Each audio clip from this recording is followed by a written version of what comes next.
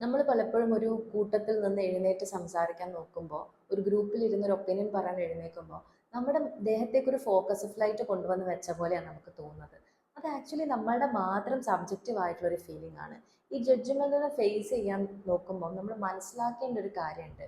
നമുക്ക് തോന്നുന്ന പല ഈ ഒരു ഫോക്കസ് ഓഫ് ലൈറ്റും അല്ലെങ്കിൽ ആൾക്കാരെ നമ്മളെ ഉറ്റുനോക്കുന്നത് പോലെ തോന്നുന്നതൊക്കെ നമ്മുടെ സബ്ജക്റ്റീവ് ഫീലിംഗ് ആണ്. ഇപ്പം ഈ ഒരു ഗ്രൂപ്പിൽ ഒരു 15 പേര് ഇരിക്കുന്ന ഒരു ഗ്രൂപ്പിൽ ഓപ്പോസിറ്റ് നിൽക്കുന്ന ഒരാൾ എഴുന്നേൽക്കുമ്പോൾ നിങ്ങൾക്ക് ഒരു പ്രത്യേകിച്ച് ഒരു ഫോക്കസ് ഓഫ് ലൈറ്റ് ഒന്നും അവിടെ തോന്നുന്നില്ലല്ലോ.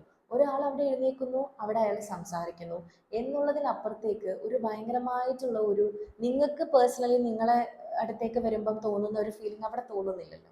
ഇതേ രീതിയിൽ തന്നെയാണ് ആ 15 പേരും നിങ്ങളെയും, നിങ്ങൾ അവിടെ നിന്ന് എഴുന്നേൽക്കുമ്പോൾ നിങ്ങളെയും അതേ രീതിയിൽ തന്നെയാണ് ഫേസ് ചെയ്യുന്നത്.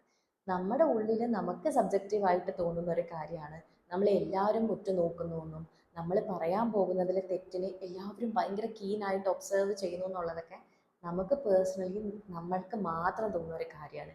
ഈ ഒരു അണ്ടർസ്റ്റാൻഡിങ്, ഈ ഒരു റിയാലിറ്റി മേ ബി നിങ്ങൾക്ക് കുറച്ചും കൂടെ ആ ജഡ്ജ്മെൻറ്റിനെ ഫേസ് ചെയ്യാനുള്ള ഒരു കരുത്ത് തരുന്നതാണ്.